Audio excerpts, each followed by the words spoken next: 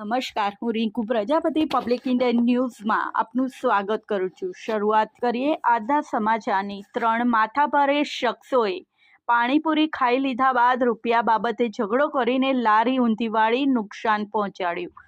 આણંદ શહેરમાં 3 માથાભારે શખ્સોએ પાણીપુરી ખાઈ લીધા બાદ રૂપિયા બાબતે ઝઘડો કરી લારીવાળાને માર માર્યો હતો, જે બાદ પાણીપુરીની લારી ઊંધી વાળી નુકસાન પહોંચાડ્યું હતું।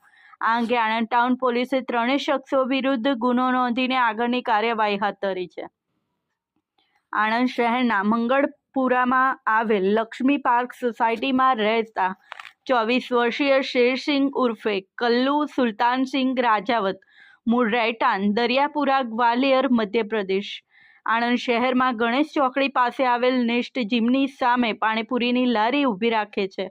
આ શેરસિંહને તેમનો મિત્ર રિંકુ પ્રેમસિંહ રજાક સાંજના સમયે પોતાની પાણીપુરીની લારીએ હાજર હતા।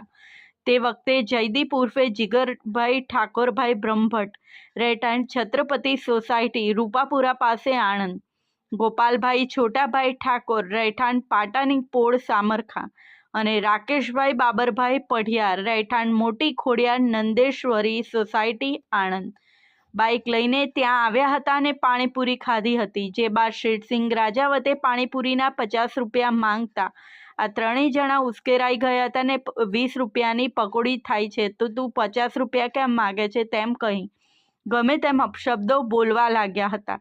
તું મેમે બાદ ઝઘડો ઉગ્ર બન્યો હતો।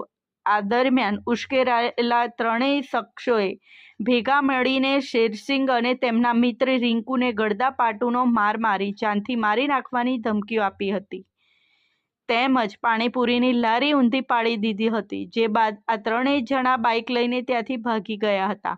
આ અંગે આણંદ ટાઉન પોલીસે જયદીપ ઉર્ફે જીગરભાઈ ઠાકોરભાઈ બ્રહ્મભટ્ટ, ગોપાલભાઈ છોટાભાઈ ઠાકોર અને રાકેશભાઈ બાબરભાઈ પઢિયાર વિરુદ્ધ ગુનો નોંધી કાયદેસરની કાર્યવાહી હાથ ધરી છે। આ સાથે આજના સમાચારને અહીં સમાપ્ત કરીએ છીએ।